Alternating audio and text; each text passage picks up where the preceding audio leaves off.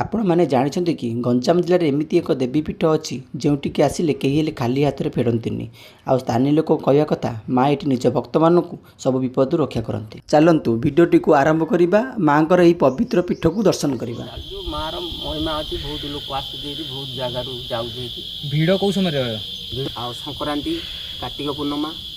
नमस्कार मु मानस आज आपण मानक नहीं आसी गंजाम जिलार बेलकुंठा लुदुलुदी ग्राम माँ उखुड़ई देवी मंदिर को। भंजनगरु 12 किलोमीटर आसाला यहाँ हूँ बरपदा गाँ। बरपदारू 2 किलोमीटर गलापर माँ उखुड़ई देवी मंदिर।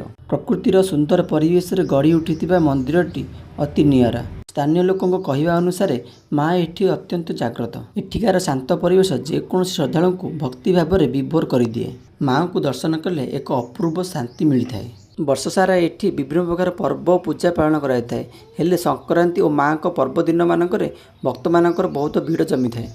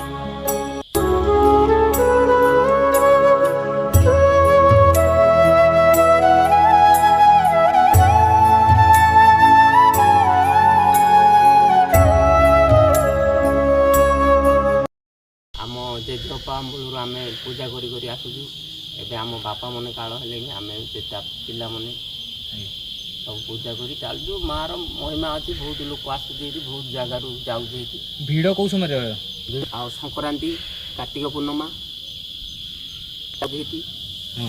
मानसिक भी पूर्ण हो माँ को जो करे सब दौजे आई जाता अलग टाइम फांका मैंने कार्तिक पूर्णिमा संक्रांति भिड़ रोती। हाँ संक्रांति 2-3 हजार 4 हजार पहुँचे लोक प्रसाद अन्न भी मिलूँ डालना भात प्रत्येक संक्रांति को गाँटा लुदुलुदी जाऊँगी बेलगुंठा ब्लॉक बेलगुंठा ब्लॉक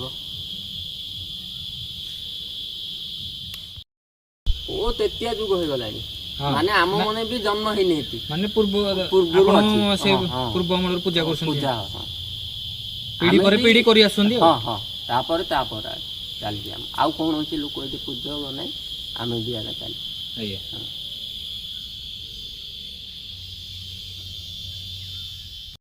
मंदिर डेवलपमेंट तो एबे होउजी आगुरु किछि नथिला ए जागा सब एबे 7-8 वर्ष होला ए जागा किछि हेछि एबे कमिटी रही माघ जाच कर महापुरुष तो किसी नाई बेसी खाली माघ जाच हो गाँ जहाँ साहय धीरे धीरे सब हो चली मंडप।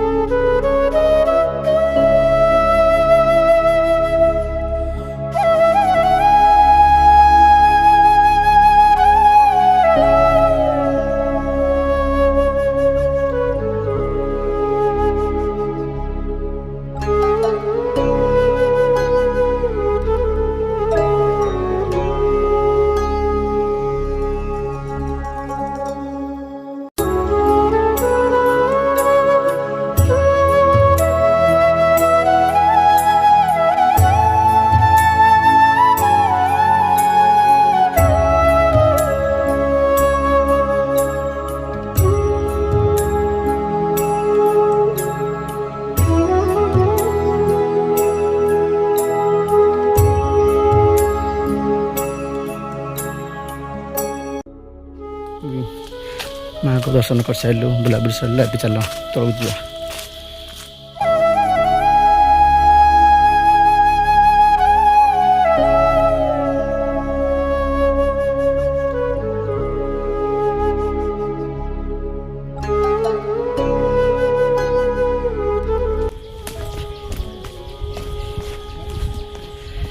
ओहो तौक पलि आसिलु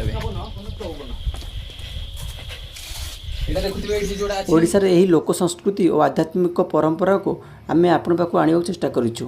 जदि आपण माननकु मांकर एही वीडियोटी भल लागि थाए ताले लाइक शेयर निश्चय करंतु। आउ आम ओडिशार एहीपरि अजणा ऐतिह्य संस्कृति जानिया पई आम चैनल को सब्सक्राइब करंतु।